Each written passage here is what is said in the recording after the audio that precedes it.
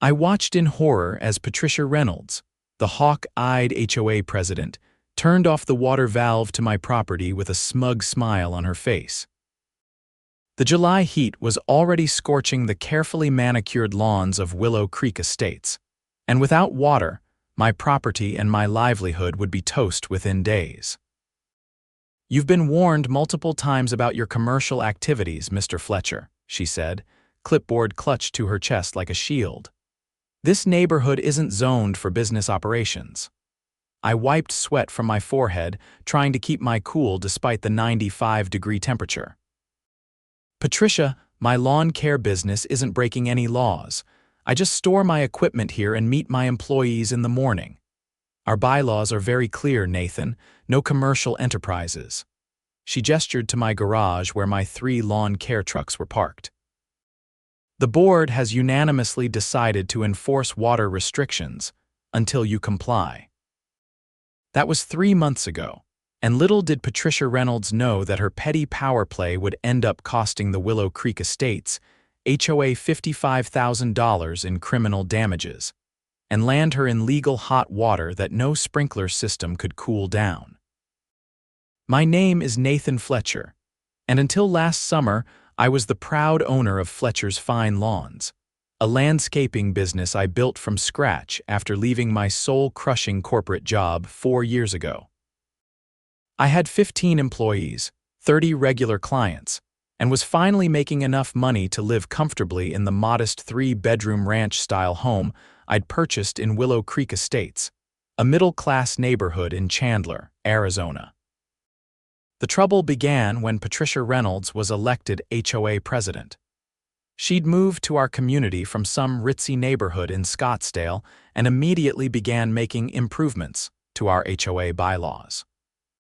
The previous board had been reasonable. They understood that I kept my equipment clean and stored in the garage, that my employees met at my house only briefly each morning to pick up trucks, and that my business wasn't disruptive to the neighborhood. Patricia, however, had different ideas. "You need to find a commercial property for your business," she informed me during one of her surprise visits to my home in early June. She stood on my doorstep in a linen pantsuit despite the 100-degree heat, not a drop of sweat visible. "The board has received complaints about the vehicles." "What complaints?" I asked. "My trucks are always in the garage except during morning dispatch. That's been the arrangement for years." "The arrangement has changed," she said, handing me a written notice. "You have 30 days to relocate your business activities or face penalties." I should have taken it more seriously.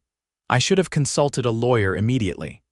Instead, I assumed reason would prevail, that the other board members would understand that a small business owner couldn't just conjure up the funds for a commercial property overnight. I was wrong. 30 days later, Patricia and 2 other board members, Thomas Whitman and Karen Miller, arrived with a plumber who worked for Patricia's husband's contracting company. "This is your final warning," Patricia announced as the plumber approached my external water valve. "Either you stop running your business from this residence or we cut your water." "You can't do that," I argued. "That's illegal. I pay my water bills." "Actually, we can," Thomas chimed in, adjusting his glasses. Section 7.3 of the HOA bylaws gives us authority to restrict utilities in cases of persistent violations. "This is insane," I said, pulling out my phone. "I'm calling the police." "Go ahead," Patricia smiled. "They'll tell you this is a civil matter. The water line is on HOA property."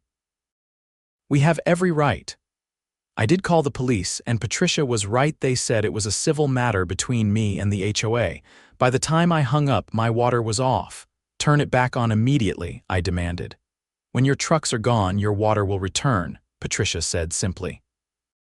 The board has spoken. They left me standing in my driveway, my phone still warm in my hand, completely stunned by what had just happened. I immediately called Whitney Peterson, a client who happened to be a real estate attorney. She agreed to meet me for coffee that afternoon. They did what? Whitney asked, her eyes wide with disbelief when I explained the situation. "Cut off my water. In July, in Arizona," I repeated. They claim it's within their rights because of some bylaw about persistent violations. Whitney shook her head. Nathan, that's not just a civil matter, that's criminal. Regardless of what your HOA bylaws say, they cannot legally cut essential utilities as punishment. That's considered constructive eviction, and in Arizona's climate, it could be seen as endangering your safety. So what do I do? Document everything. Take photos, record conversations if Arizona law allows it, which it does. It's a one-party consent state. Then we file for an emergency injunction to get your water turned back on. She pulled out her legal pad. And start looking for a new place to live because this HOA is out of control. I followed Whitney's advice, but getting an emergency court hearing took time, 3 days to be exact. 3 days in July without water. I couldn't shower, flush the toilet, or cook. I had to stay with a friend just to maintain basic hygiene. More critically, I couldn't water my own lawn, the test garden where I showcased my lawn care techniques to potential clients. Within those 3 days, the carefully cultivated grass began to yellow.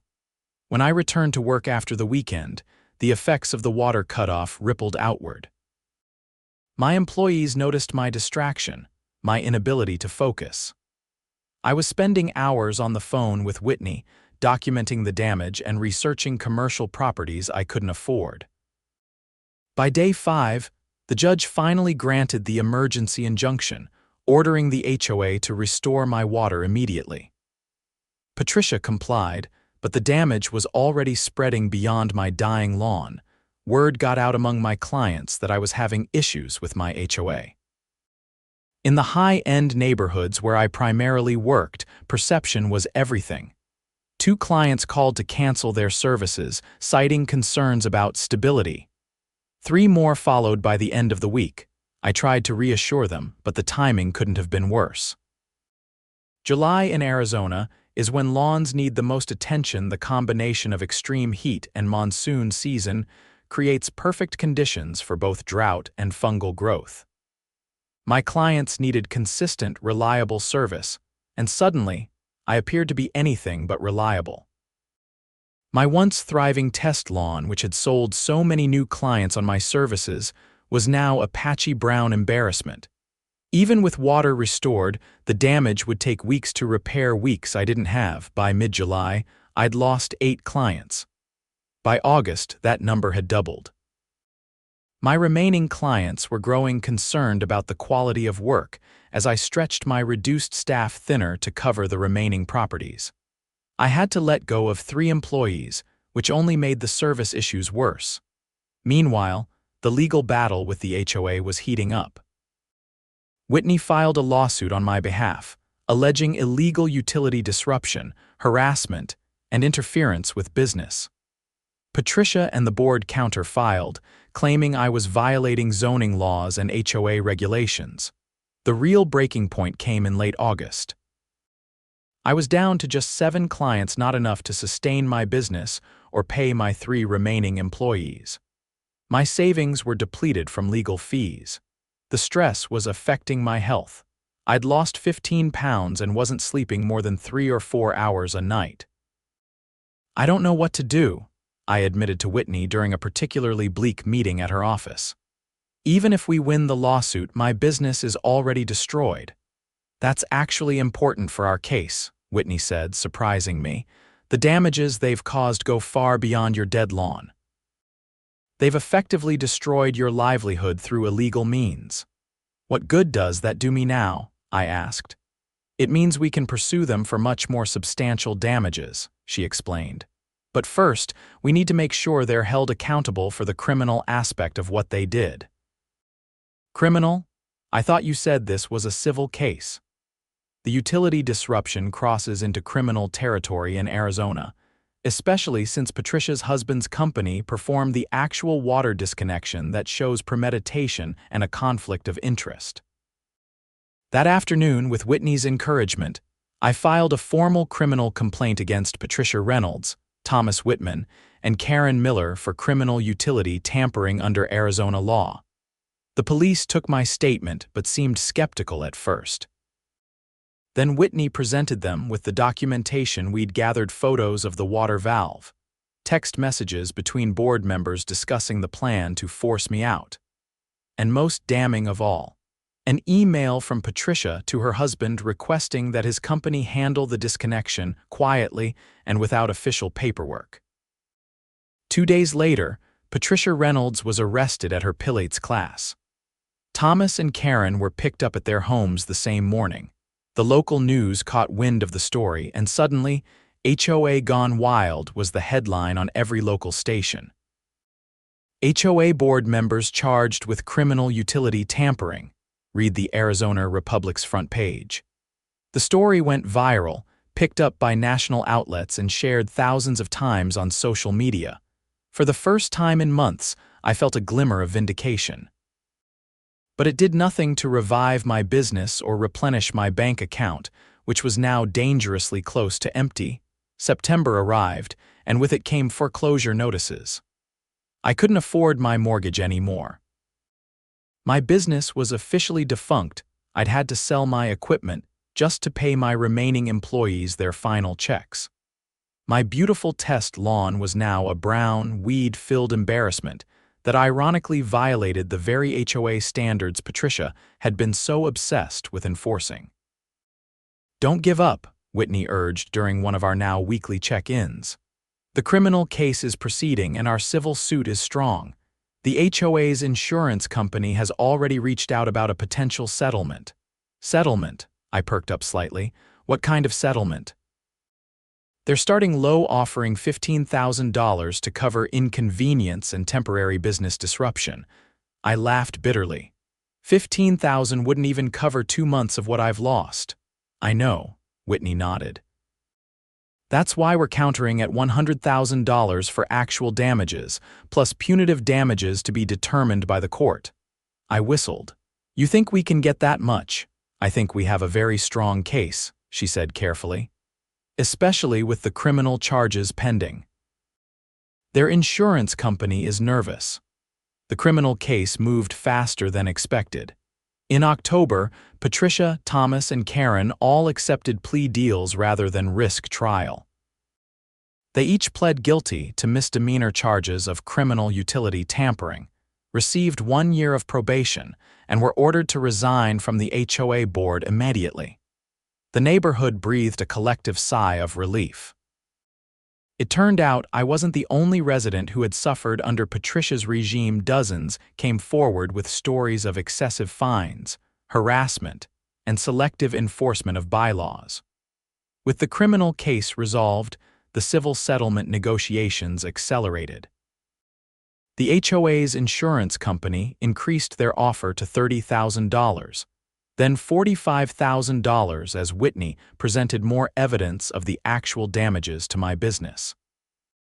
In November, just as I was preparing to move out of my house, I'd managed to sell it before the bank foreclosed, though at a significant loss. Whitney called with news. "They've agreed to $55,000, she said, her voice triumphant. "And they're not contesting the punitive damages recommended by the mediator." "How much is that?" I asked, barely daring to hope. "Another $20,000, she said. "So $75,000 total, and they'll cover my legal fees separately." I sat down on one of the moving boxes in what was once my living room. That's more than I expected. You deserve every penny," Whitney insisted. "They destroyed your business illegally. The only reason it's not more is because you're choosing to settle rather than go to trial." "I just want it to be over," I admitted. "I need to move on." The check arrived 3 days before Christmas, a strange sort of holiday miracle. It wouldn't bring back my business or undo the months of stress and heartache, but it would give me a fresh start somewhere new. I used part of the money to rent a small apartment in Tempe, away from the reach of any HOA. I put some aside for taxes and invested the rest in a new business venture, a lawn care consulting service that didn't require equipment or employees, just my expertise and a laptop. In January, a local news station contacted me for a follow-up story. The reporter wanted to know how I was doing after taking down the HOA tyrants, as she put it. "I'm rebuilding," I told her honestly. It's not the life I had planned, but I'm moving forward. Any message for homeowners dealing with overreaching HOAs? She asked. Know your rights, I said without hesitation. Document everything. And remember that HOAs have power, but that power isn't unlimited no matter what they may want you to believe. The story aired that evening. By morning, my email inbox was flooded with messages from homeowners across Arizona seeking advice about their own HOA disputes. Maybe there's a business here, Whitney suggested when I told her about the response. HOA consulting. Helping homeowners navigate the complex world of association rules and rights. I hadn't considered it before, but the idea took root. I started responding to the emails, offering basic advice for free, but mentioning that I was available for more in-depth consultation for a fee. By February, I had 10 paying clients homeowners who needed help understanding their HOA bylaws, documenting violations, or preparing for disputes. It wasn't the same as the satisfaction of transforming a neglected yard into a verdant oasis, but it had its own rewards. I was helping people stand up for themselves against organizations that often banked on homeowners' ignorance and fear. In March, I got a call from an unexpected source. The new president of the Willow Creek Estates HOA, a man named Gregory Torres. Mr. Fletcher, I hope you'll hear me out, he began cautiously. I was elected after the incident with the previous board. We're trying to rebuild trust with the community. I'm listening, I said, surprised by the call. We've completely overhauled our bylaws and procedures to prevent anything like what happened to you from ever happening again, he explained. And we're hoping you might consider consulting with us to make sure we're on the right track. We'd pay your standard rate, of course. I almost laughed at the irony. The very HOA that had destroyed my lawn care business now wanted to hire my new consulting business. I'll think about it, I told him, not ready to commit either way. That night, I drove past my old house in Willow Creek Estates.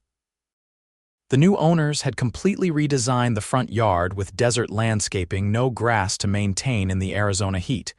It looked good, practical. Different, but good. As I drove through the neighborhood, I noticed other changes too. Gone were the passive-aggressive reminder signs about trash cans and parking regulations. Instead, there were new community bulletin boards announcing neighborhood gatherings and volunteer opportunities. Maybe things really were changing. I called Gregory back the next day and agreed to review their new bylaws and procedures.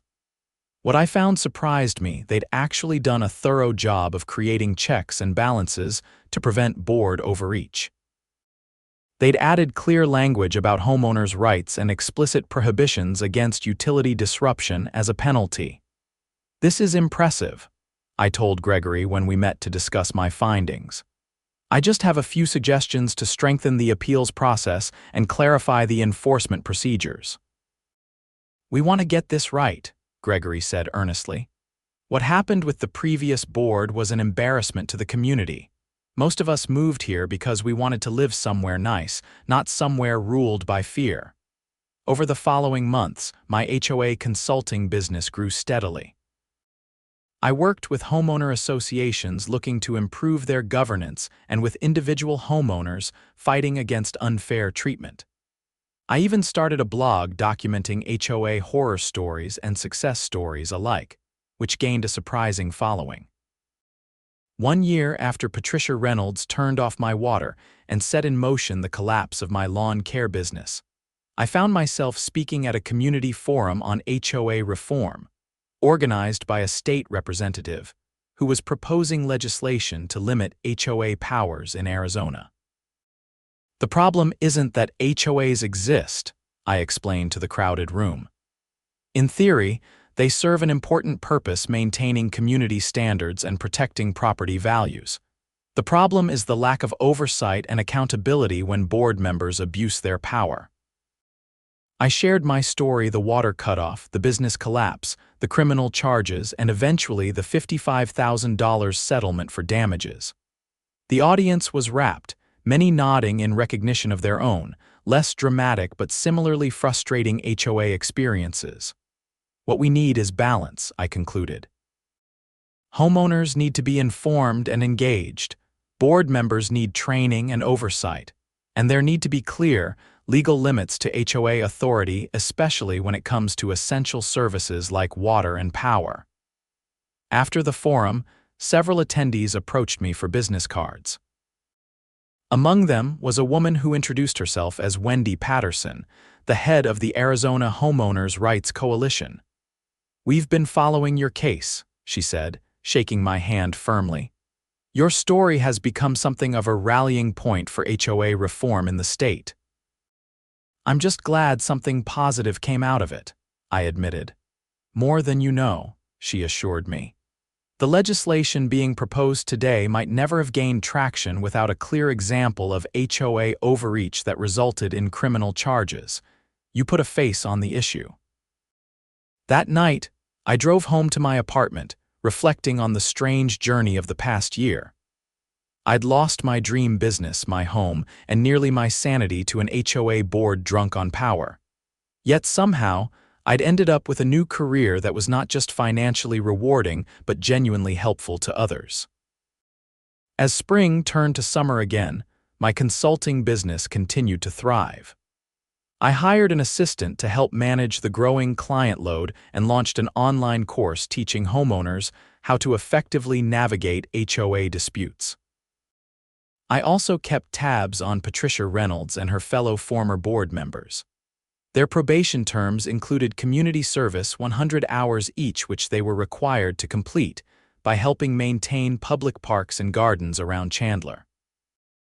There was a certain poetic justice in seeing Patricia, who had been so obsessed with my lawn, now pulling weeds at the municipal park under the watchful eye of a probation officer. In July, exactly 1 year after my water was cut off, the Arizona legislature passed what the media had dubbed the Fletcher Act, a new law explicitly prohibiting HOAs from disconnecting or interfering with essential utilities as an enforcement mechanism. "You've created quite a legacy," Whitney told me over dinner, celebrating the passage of the bill. "How does it feel?" I considered the question carefully. "Bittersweet," I finally answered. "I'd still rather be running my lawn care business. I miss being outdoors, seeing the tangible results of my work. But if what happened to me prevents it from happening to others, then maybe it was worth it." "To the Fletcher Act," Whitney raised her glass, "and to new beginnings." In August, I received an unexpected email from a producer at a national morning show. They wanted to interview me about the Fletcher Act and the broader issue of HOA power in America. "This could take your consulting business national," Whitney pointed out when I called her for advice about the offer. "Are you ready for that?" I wasn't sure, but I agreed to the interview, which was conducted via satellite from a local Phoenix studio. The 7-minute segment generated more interest in my story than I could have imagined. My website crashed from the traffic, and my inbox filled with hundreds of messages from homeowners across the country sharing their own HOA horror stories. By September, I had clients in 12 different states, all seeking advice on dealing with their homeowners associations. I hired 2 more staff members and moved the business into a small office space in Tempe. I even brought on a partner, a retired real estate lawyer who specialized in HOA law to help handle the more complex legal aspects of our consulting work. And then, in October, came an offer I never expected, a publishing deal for a book about my experience and the broader issues of HOA governance in America, from lawn care to legal reform. How in Arizona, HOA's illegal actions created a national movement, the publisher suggested as a title. "Too wordy," I laughed.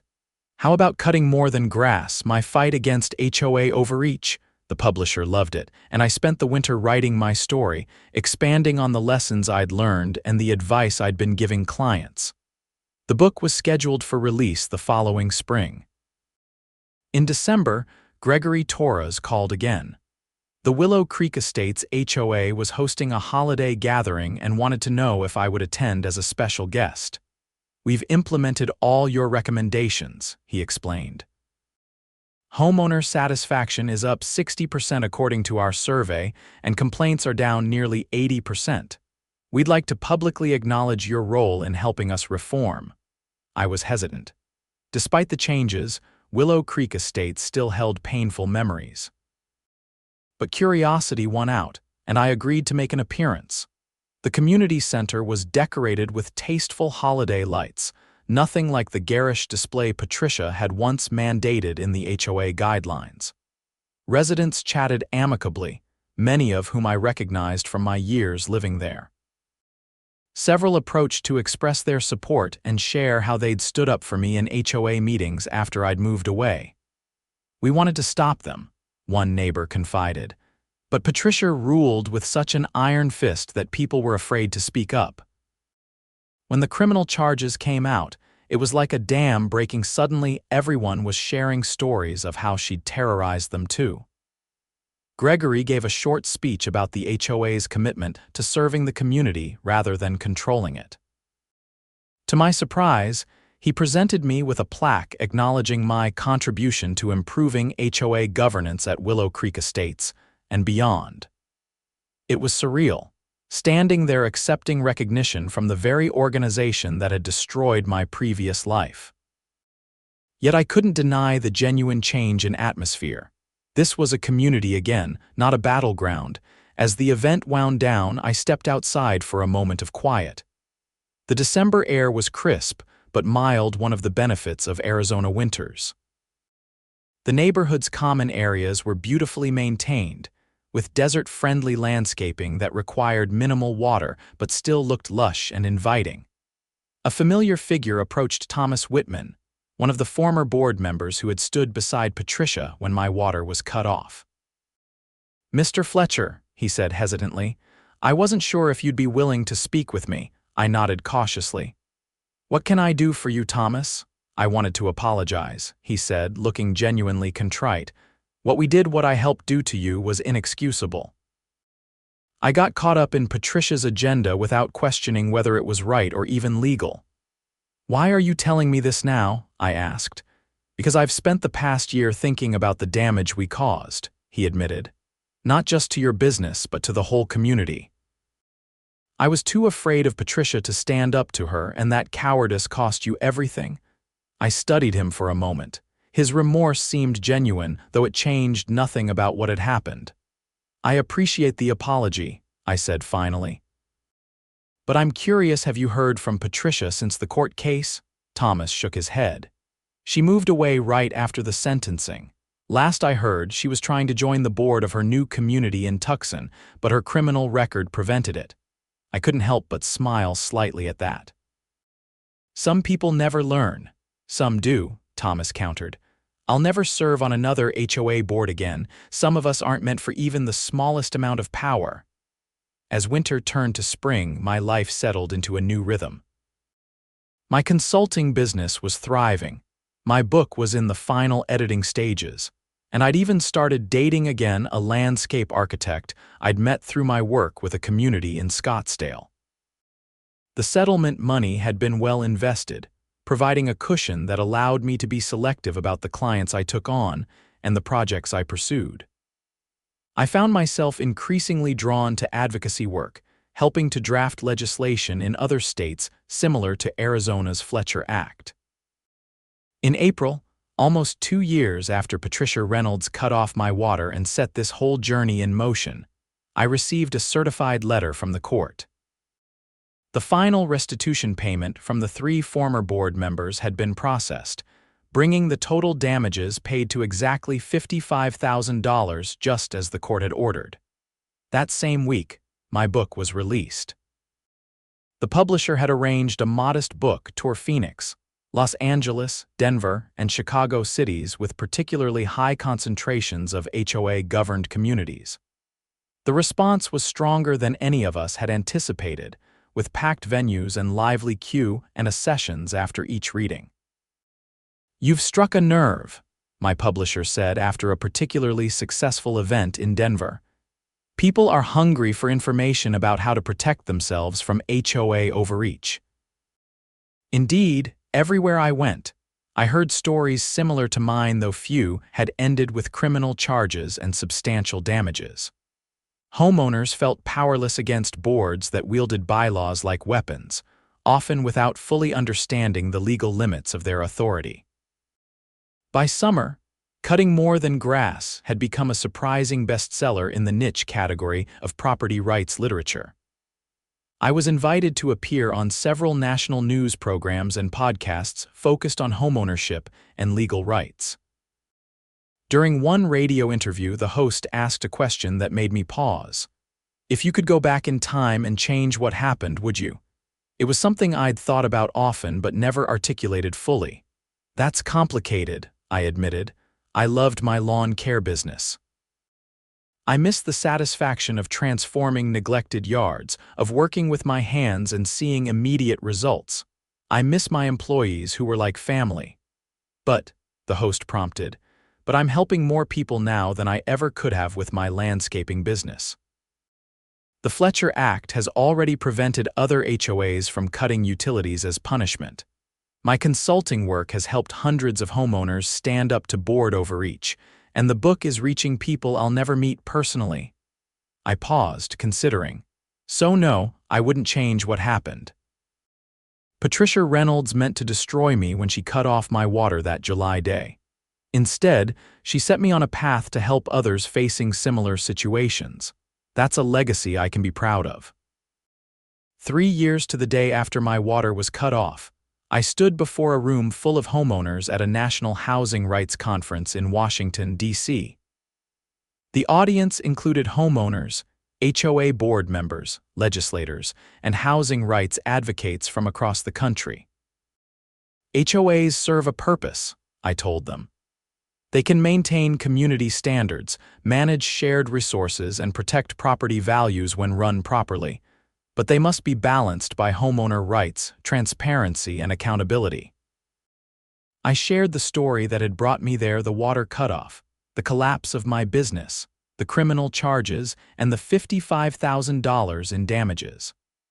But I also shared stories of reformed HOAs like Willow Creek Estates, which had transformed from a battleground to a true community. The future of community governance lies not in control but in collaboration, I concluded. Not in penalties but in problem solving. Not in enforcing rules for their own sake, but in remembering why those rules exist to make our communities better places to live. As I stepped away from the podium to enthusiastic applause, I caught sight of a familiar face in the back of the room. Whitney Peterson, who had helped me through the darkest days of my fight, gave me a thumbs up. Later, over drinks, she handed me a newspaper clipping. "Thought you might find this interesting," she said with a smile. It was a small article from a Tucson paper about local HOA board elections. The piece mentioned that a candidate named Patricia Reynolds had been disqualified due to past legal issues related to HOA governance. I couldn't help but laugh. Some people really never learn. No, Whitney agreed. But thanks to you, they have fewer opportunities to abuse their power.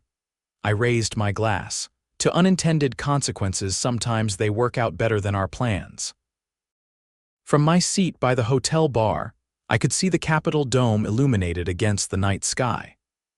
I thought about the journey that had brought me here from a lawn care business owner fighting an unjust HOA to a nationally recognized advocate for homeowner rights. Patricia Reynolds had meant to punish me when she cut off my water that sweltering July day. She couldn't have known that her illegal action would not only cost her HOA $55,000 in damages, but would spark a movement that would limit the power of HOAs across the country. My lawn care business had indeed collapsed, but from its ruins, I'd built something more impactful than I could have imagined. And though I sometimes missed the satisfaction of creating beautiful green spaces, I'd found new purpose in helping homeowners stand up for their rights. As I paid my bill and prepared to head back to my room to review notes for the next day's panel discussion, I realized I was genuinely grateful for the path my life had taken. Not despite what Patricia and the HOA had done, but because of it.